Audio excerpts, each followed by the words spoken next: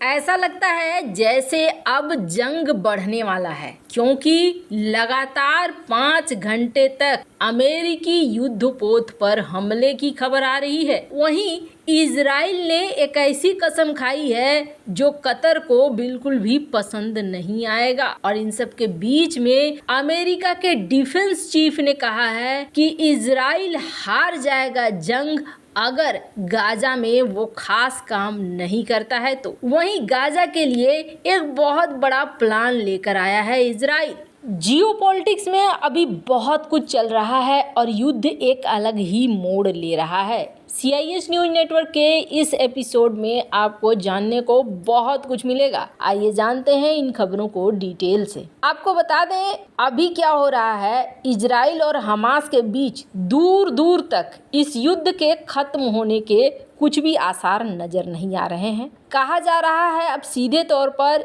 Israel के द्वारा कि अब कोई कैदियों की रिहाई नहीं होगी तब तक जब तक कि ये युद्ध खत्म नहीं हो जाता है। वहीं अब ऐसा लग रहा है हमास को पूरी तरीके से खत्म करने के लिए इजराइल ने एक प्लान भी बना लिया है और इस प्लान के तहत इजराइल गाजा में टुकड़ों टुकड़ों में हमला करना चाहता है। पहले गाजा को छोटे छोटे पार्ट में बांट दो, उत्तर से दक्षिण, दक्षिण से फिर उत्तर, ऐसे करके छोटे छोटे टुकड़ों में बांट कर फिर हमला करो। ये वाली रणनीति अपना रहे हैं इजराइल के कमांडर। और इस रणनीति में ये चाह रहे हैं कि सारे हमास एकजुट न हो सकें, इसलिए टुकड़ों में उन्हें खत्म करना है। अब इजराइल यहाँ पर आगे बढ़ भी रहा है। कहा जा रहा है लगातार हमले भी किए जा रहे हैं। अब इन हमलों के बाद क्या हो रहा है कि लेबनान भी एक्टिव हो गया है। लेबनान के हिजबुल्लाह की तरफ से भी हमले शुरू हो गए हैं और इन हमलों के बीच में इजराइल का कहना है कि हम लेबनान का भी इलाज ढूंढ रहे हैं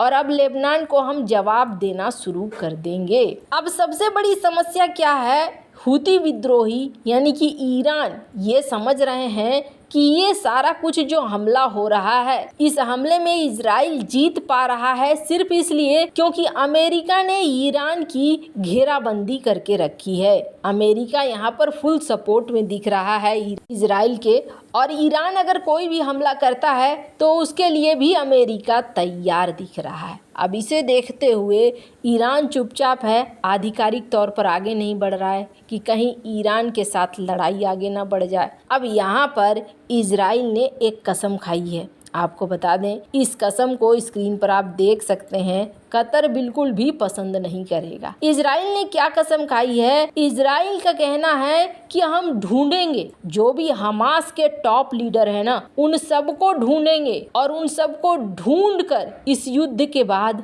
मारेंगे। अब ये जो स्क्रीन पर आप देख रहे हैं ये सारे टॉप के लीडर हैं हमास के, और उनका कहना है इजराइल की इंटेलिजेंस एजेंसी का कि यहाँ पर हम ट्रैक करेंगे और उनका शिकार करेंगे। स्क्रीन पर NDTV की इस रिपोर्ट को देख सकते हैं। अब सबसे ज़्यादा कतर में ही ये रहते हैं। अब इनको कतर में मारा जाएगा या कतर से बाहर निकलने के बाद मारा जाएगा। नॉर्मली क्या होता है, इस तरह के ऑपरेशन की कोई सूचना नहीं दी जाती है, पर इजराइल देखिए, इजराइल इस तरह की सूचना पहले दे रहा है कि हमारा इस तरीके का प्लान है और इस प्लान को हम एग्जीक्यूट करेंगे। अब कमाल की बात है, आप जरा यहाँ पर देखेंगे तो आपको लगेगा देखो इतना खुल्लम खुल्ला बोल रहा है और अमेरिका इस मामले में कुछ नहीं बोल रहा है। अब हमास को कुछ लोग आतंकी संगठन मानते हैं, कुछ लोग नहीं मानते हैं, पर यही केस जब पन्नू की बात आती है या और किसी खालिस्तानी लीडर की आती है तो अमेरिका बहुत सारे ज्ञान देने लगता है। खैर जो भी बात हो, ये दो तरह के नजरिए की बात जरूर हो रही है यहाँ पे, पर इजराइल ने यहाँ साफ कर दिया है कि हमारा टारगेट है, हमारे लिए ये अशांति पैदा करते हैं और हम इन्हें जड़ से मिटाएंगे। अब जहां इन तीनों को वार्निंग मिल गई है, इन तीनों को भी समझ में आ रहा है कि अब ट्रैक किया जाएगा, खुल्लम खुल्ला बोला जा रहा है, तो वहीं क्या ये लड़ाई खत्म हो गई? जी नहीं, ये लड़ाई खत्म नहीं हुई है, बल्कि इस लड़ाई ने अपना रूप बदलना शुरू कर दिया है और इजराइल हमास जंग धीरे धीरे दूसरे इलाकों में भी फैलती जा रही है। न्यूज एजेंसी राइटर्स के मुताबिक रविवार को यमन के हुती विद्रोहियों ने लाल सागर पर 3 जहाज़ों पर बैलिस्टिक मिसाइलों से हमला किया और 2 जहाज किसके हैं? 2 जहाज इजराइल के हैं। यूनिटी एक्सप्लोरर और नंबर 9। हमने आपको पिछले महीने भी खबर दी थी जिसमें बताया था कि एक जहाज पर हमला किया गया और एक जहाज को तो अगवा ही कर लिया गया, और जो गैलेक्सी लीडर जहाज को अगवा किया गया उसकी अभी तक रिटर्निंग नहीं हुई है। जापान इस मामले में लगातार बात कर रहा है। भारत आ रहा था ये जहाज, वहीं एक दूसरा जहाज जिस पर हमला किया गया उसको किसी तरीके से बचाया गया। तीसरे जहाज पर जब हमला किया गया तो अमेरिकी नौसेना यहाँ पहुंच गई। अब उसके बाद अब यहाँ पर इस महीने की शुरुआत से ही 2 इजरायली जहाज निशाने पर आए। अब इनमें से कितना नुकसान हुआ है इसके बारे में कोई खबर डिटेल में नहीं आई है, पर हाँ कहा जा रहा है कुछ न कुछ तो नुकसान जरूर हुआ होगा। इन सब के अलावे लाल सागर में अमेरिका के युद्धपोत तैनात हैं और कहा जा रहा है ऐसा कि हूती विद्रोही अब इन युद्धपोतों पर भी हमला कर रहे हैं। ऐसे तो ये भी कहा गया कि 5 घंटे से ये हमले जारी रहे।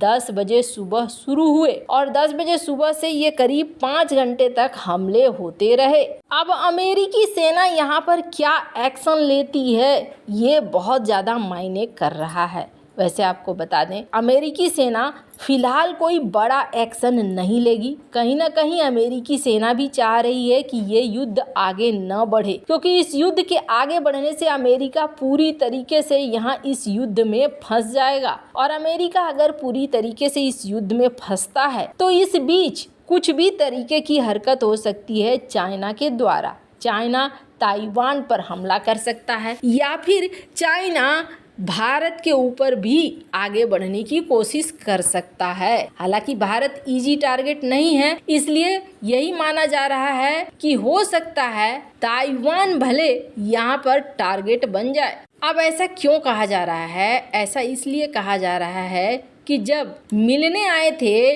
जिनपिंग और बाइडेन तो वहाँ पर जिनपिंग के इरादे कुछ ठीक नहीं लगे बाइडेन को, जिसकी वजह से बाइडेन ने उन्हें तानाशाह कर दिया। अब इन सब के बीच में अमेरिका एक और एक्शन ले रहा है। शीत युद्ध के बाद पहली बार अमेरिका प्रशांत सागर में लंबी दूरी तक मार करने वाली मिसाइल तैनात कर रहा है। कहा जा रहा है कि अमेरिका अपने गुआम द्वीप पर स्थित नेवल बेस में साल 2024 में टॉम हॉक क्रूज मिसाइलें तैनात करने जा रहा है। ये मिसाइल जमीन आधारित होगी और इसकी मारक क्षमता 500 किलोमीटर से लेकर 2700 किलोमीटर तक तबाही मचाने की होगी। इस तरह से अमेरिका अपने प्रशांत महासागर के बीच स्थित इस किले से आसानी से चीन के तटीय इलाकों में भीषण हमला कर सकता है। जापान की अखबार है निक्की एशिया, इसके रिपोर्ट के मुताबिक अमेरिका मध्यम दूरी की ये मिसाइल हिंद प्रशांत क्षेत्र में जिस तरीके से दादागिरी बढ़ रही है चाइना की, उसको रोकने के लिए कर रहा है। अमेरिका यमन के हूतियों